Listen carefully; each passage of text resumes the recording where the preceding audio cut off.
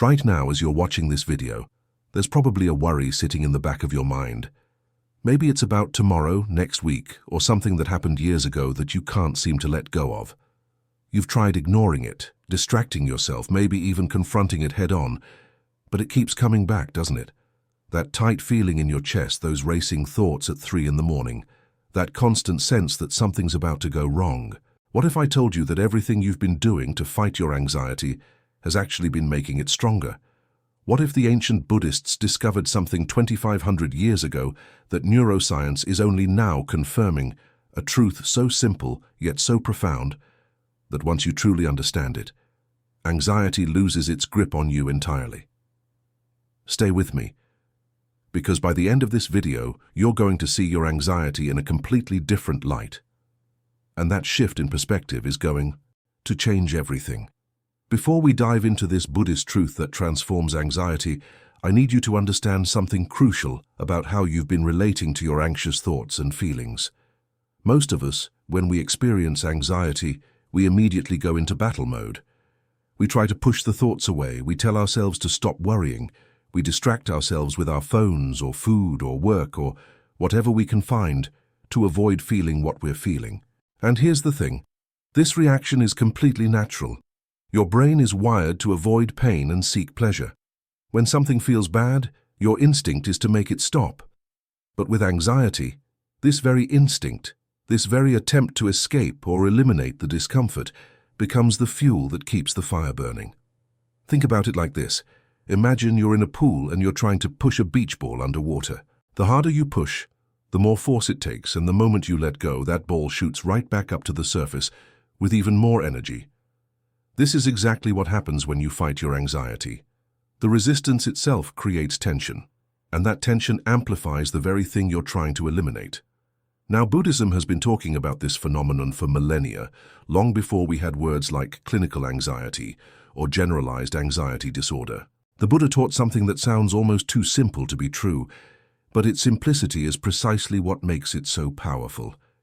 He said that suffering doesn't come from pain itself, but from our resistance to pain. Let that sink in for a moment. It's not the anxiety that's the problem, it's your relationship with the anxiety.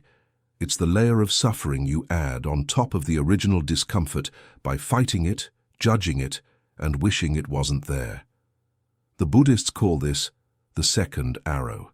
The first arrow is the actual event or feeling, the anxiety itself.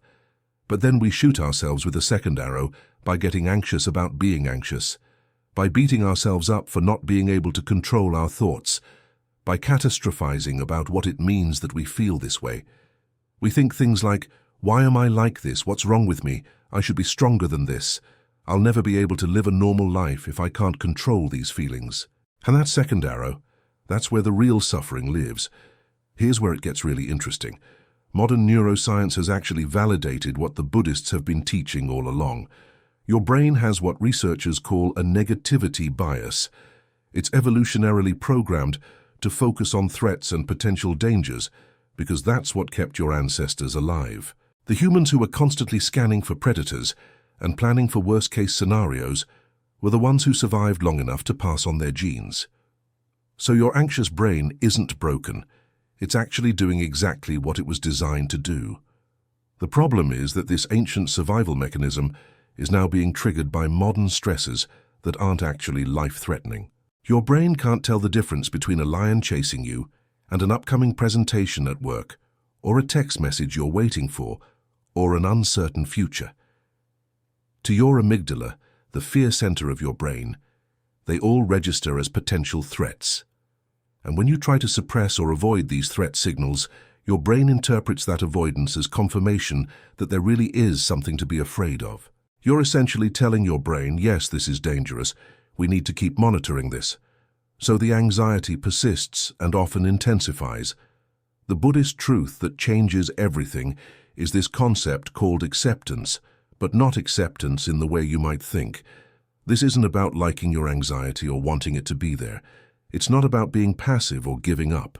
True acceptance, in the Buddhist sense, is about acknowledging what is actually happening in this present moment, without adding layers of judgment, resistance, or storytelling on top of it.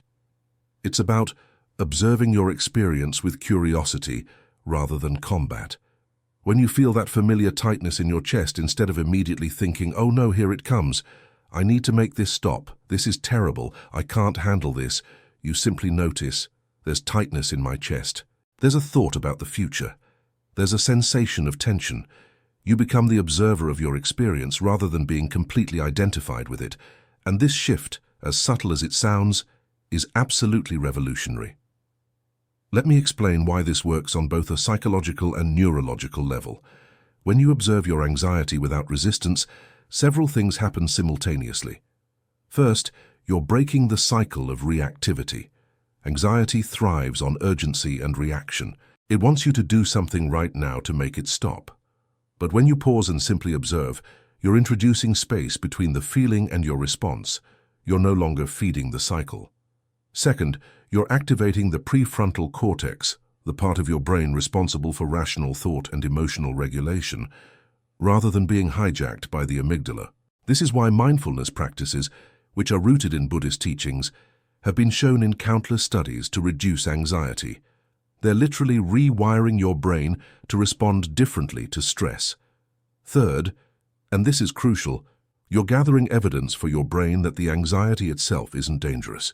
When you stay with the feeling without trying to escape it, and you notice that you don't die, you don't go crazy, you don't lose control, you're teaching your nervous system that these sensations are uncomfortable, but not catastrophic.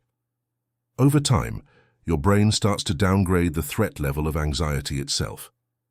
Now, I know what you might be thinking. This sounds great in theory, but how do I actually do this when I'm in the middle of a panic attack, or when my mind is racing with 1,000 worries? That's a completely valid question, and this is where the practical application of this Buddhist truth comes in. The practice isn't about achieving some perfect state of calm or completely eliminating anxiety. Remember, that would just be another form of resistance. The practice is about changing your stance toward whatever you're experiencing. Think of it like learning to surf. When you're new to surfing, waves are terrifying. They knock you down, they're unpredictable, and your instinct is to fight against them or try to avoid them altogether. But an experienced surfer has a completely different relationship with waves. They don't fight the wave. They don't try to make the ocean calm. They learn to ride whatever comes. They develop balance, timing, and most importantly, they develop trust in their ability to work with the wave rather than against it. Your anxiety is like those waves. It rises and falls. Some days it's bigger, some days it's smaller. But when you learn to ride it rather than fight it, it loses its power to control your life. Here's a practical technique that comes directly from Buddhist meditation practice, and it's something you can start using immediately. It's called RAIN, and it stands for Recognize, Allow, Investigate, and Nurture. When you notice anxiety arising, first recognize what's happening. This is just the simple act of naming it. I'm feeling anxious right now. There's anxiety present. This might seem too simple to matter, but the act of labeling your emotional experience actually activates different neural pathways and creates that crucial space between you and the feeling. Then, allow it to be there. This doesn't mean you like it or want it. It just means you're not going to go to war with this moment. You might say to yourself, "It's okay that this is here. I don't have to like it, but I can let it be here." Then investigate the experience with curiosity. What does anxiety actually feel like in your body right now? Where do you notice sensations? Is there tightness, heat, butterflies, heaviness? What thoughts are present? Get specific and curious, like a scientist observing an interesting phenomenon. This investigation is key because it shifts you from being lost in the anxiety to being the curious observer of it.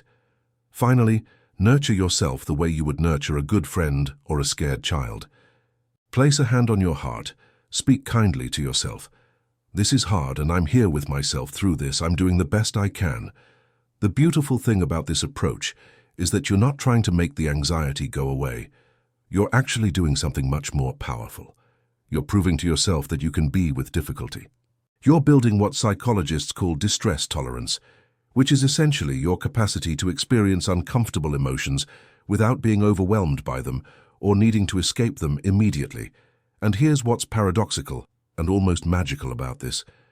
When you stop trying to make anxiety go away, it often naturally subsides on its own, not because you tried to get rid of it, but precisely because you stopped trying. It's like that beach ball we talked about earlier. When you stop pushing it down, it just floats on the surface harmlessly. It's still there, but it's no longer taking enormous effort to manage, and it's no longer disrupting everything around it. Buddhism teaches something called impermanence, which is the understanding that everything changes, nothing stays the same. This is true for pleasant experiences, and it's also true for unpleasant ones. Your anxiety, no matter how intense it feels in this moment, is not a permanent state. It arose, it's here now, and it will pass. All feelings are temporary. But when you're in the grip of anxiety, it feels eternal. It feels like this is just how you are, how you'll always be.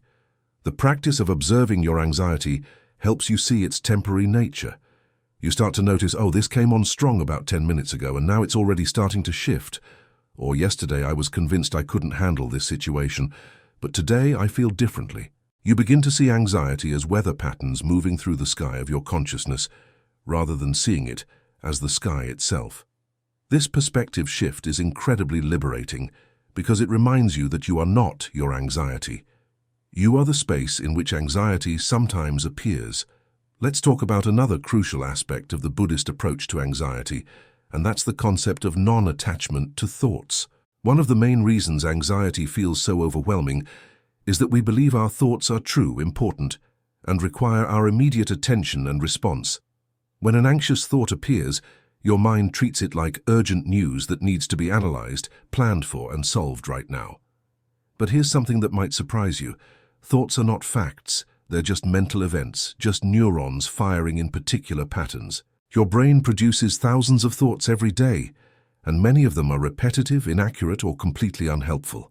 You don't have to believe every thought you think. You don't have to take orders from every worry that pops into your mind. Buddhism teaches us to observe thoughts the same way we observe clouds passing in the sky. You notice them, you acknowledge they're there, but you don't chase after them. You don't grab onto them and climb aboard for the full catastrophic journey they want to take you on. This practice of not attaching to thoughts is sometimes called diffusion in modern psychology, and it's incredibly effective for anxiety. When you have the thought, something terrible is going to happen, instead of immediately trying to figure out what terrible thing might happen or reassuring yourself that nothing bad will happen, which just keeps you engaged with the thought, you simply notice there's the something terrible is going to happen thought again. My brain is doing its threat detection thing. Interesting. You're not arguing with the thought. You're not believing it. You're not trying to get rid of it. You're just observing that it's a thought, not reality. This subtle shift in how you relate to your thoughts is like breaking free from a spell. Suddenly, the thoughts can be there, and they can be wrong, and they can be unhelpful, and you can just let them float by while you focus your attention and energy on what actually matters in this present moment. Speaking of the present moment, this is really the heart of the Buddhist solution to anxiety. Have you ever noticed that anxiety is almost always about something that hasn't happened yet, or something that already happened? It's about the future. What if this goes wrong? What if I fail? What if they reject me? What if I can't handle what's coming? Or it's about the past. Why did I say that? I should have done better. What do they think of me now? How could I have been so stupid? Anxiety lives in the realm of time, pulling you out of now into a mental simulation of past or future. But here's the profound truth that Buddhism points to.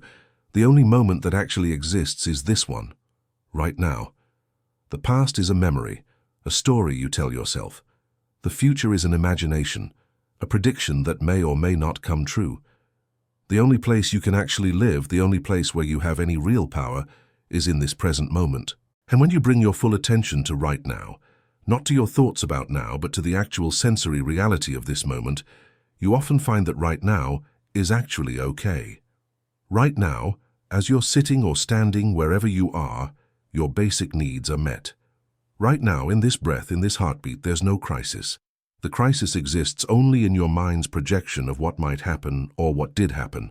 This doesn't mean we shouldn't plan for the future or learn from the past. Of course we should.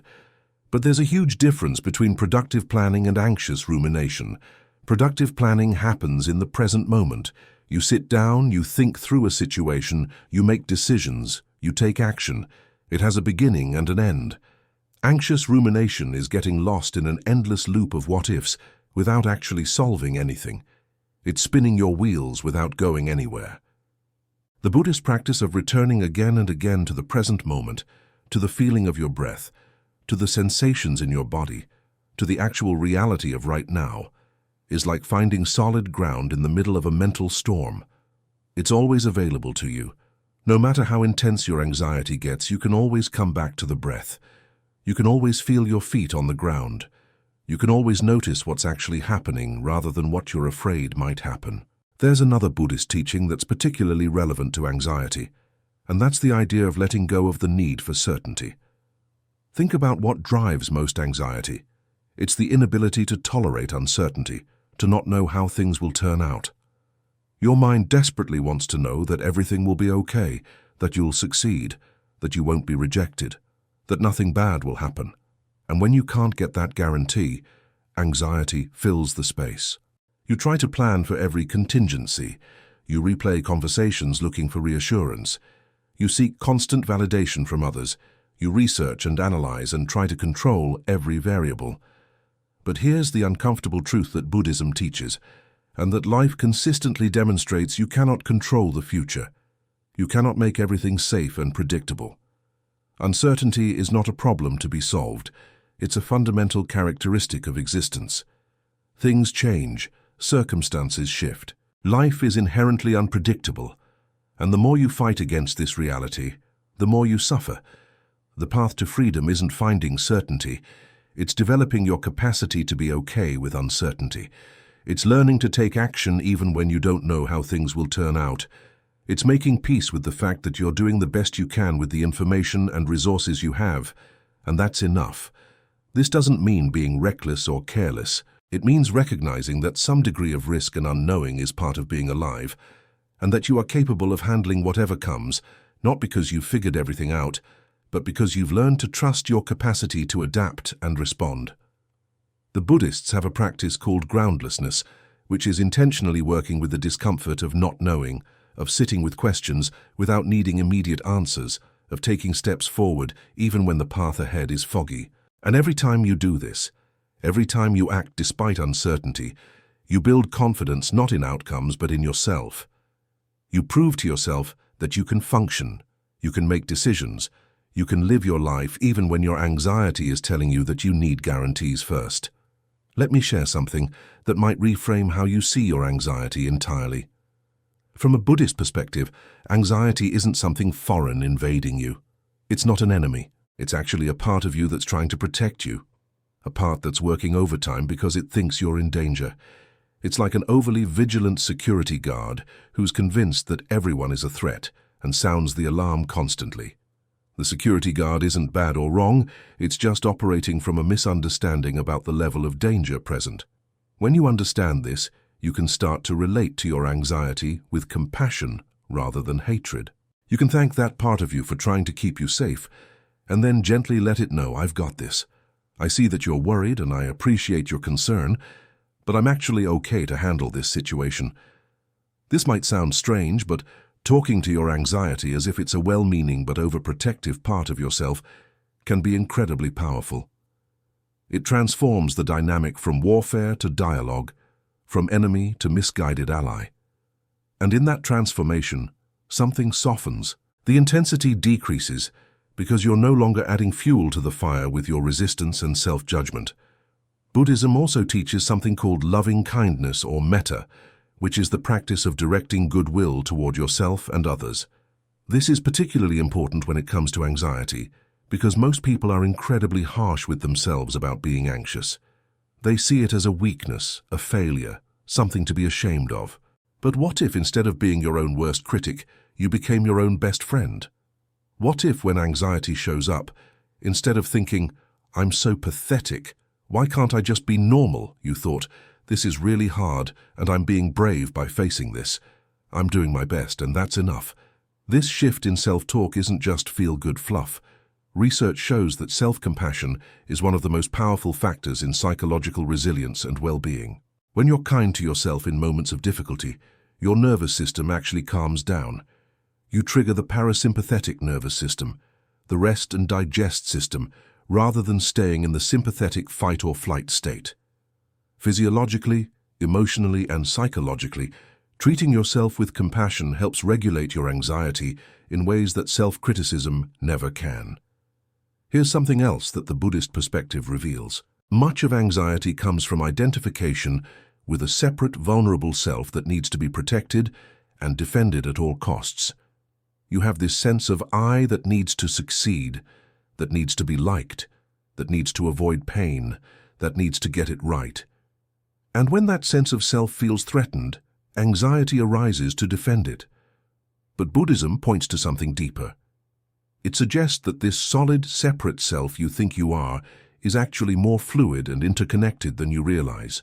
You're not a fixed entity that needs to be constantly defended. You're a process, a flow, a part of the larger web of existence.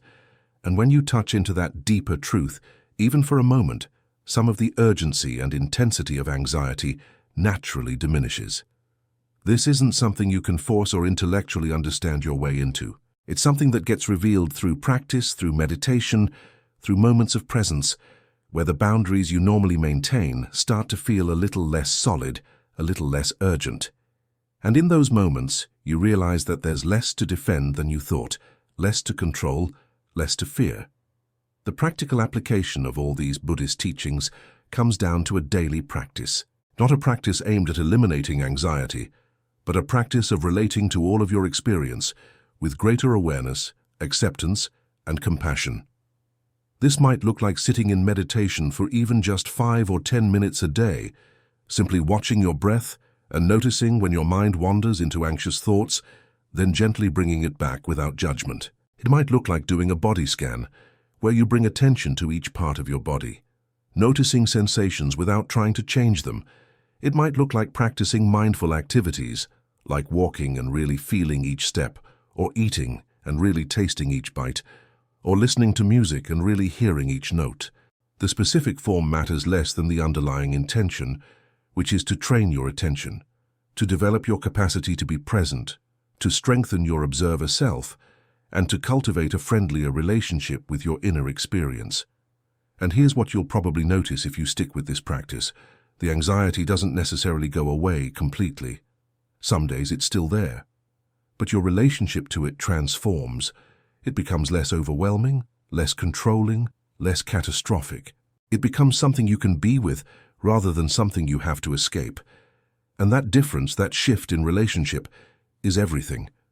That's the freedom the Buddhists have been pointing to all along. Let me be clear about something important. What I'm sharing with you isn't a replacement for professional mental health treatment if you need it.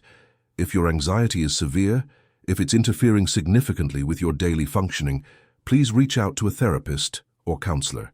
These Buddhist principles and practices can be incredibly helpful, and they're actually incorporated into many evidence-based therapies like acceptance and commitment therapy and dialectical behavior therapy. But sometimes we need additional support, and there's no shame in that. What this Buddhist truth offers is a framework, a way of understanding and working with anxiety that's been tested over thousands of years and is now being validated by modern science. It offers you a path forward that isn't about fixing yourself or achieving some anxiety-free state, but about living fully even in the presence of discomfort. The power you've been giving to anxiety, the power to dictate your choices, to limit your life, to consume your attention and energy, that power isn't inherent to the anxiety itself. It's power you've been granting it through your resistance, through your belief that you can't handle it, through your desperate attempts to make it go away. And the beautiful thing is that you can take that power back, not through force but through understanding. When you truly see that anxiety is just sensations in your body, just thoughts in your mind, just an overactive threat detection system trying to keep you safe, when you see that you don't have to believe it or obey it or be controlled by it, when you realize you can acknowledge it and still move forward with your life, that's when everything changes. That's when anxiety loses its grip. Not because it's gone, but because you've stopped fighting it. You've stopped making it mean something terrible about you. You've stopped letting it be the boss of your life. You've become the compassionate observer, the wise witness, the one who can hold all of your experience with spaciousness and care. This is the Buddhist truth that changes everything. Suffering comes not from pain, but from resistance to pain. Freedom comes not from the absence of anxiety, but from a transformed relationship with it. And that transformation is available to you right now, in this moment, through the simple but profound practice of awareness, acceptance, and compassion. You don't need to wait until you feel better to start living your life. You don't need to conquer your anxiety before you can take meaningful action. You can begin right now, exactly as you are, with whatever you're feeling. You can take one breath fully. You can notice one sensation without judging it. You can speak one kind word to yourself, and then another, and another. This is the path. Not dramatic transformation overnight, but small shifts in awareness and relationship that accumulate over time into profound change. The anxiety that once felt like an insurmountable obstacle becomes just weather, just waves, just part of the full human experience that you're big enough to hold. So I want to leave you with this invitation. The next time anxiety arises, and it will, instead of immediately going into battle mode, try pausing. Take a breath. Get curious. What's actually happening right now in this moment? What sensations are present? What thoughts are here? Can you observe them without getting swept away by them? Can you allow them to be here without making them mean something terrible? Can you speak to yourself with kindness rather than criticism? Can you take one small step forward even though you don't feel ready? This is the practice. This is how you reclaim your power. This is how anxiety loses its control over your life. Not through elimination, but through transformation. Not through force, but through understanding. Not through fighting, but through acceptance. The Buddha figured this out 2,500 years ago under a tree in India. Countless practitioners have verified it through their own experience over the centuries. Modern science is confirming it with brain scans and research studies, and now it's available to you, right here, right now. The truth that will set you free isn't complicated. It's simple, though not always easy. But it's worth it. You're worth it. Your life is waiting for you on the other side of this understanding. So take a breath, soften your resistance, and step forward into the fullness of your experience, anxiety and all. You've got this.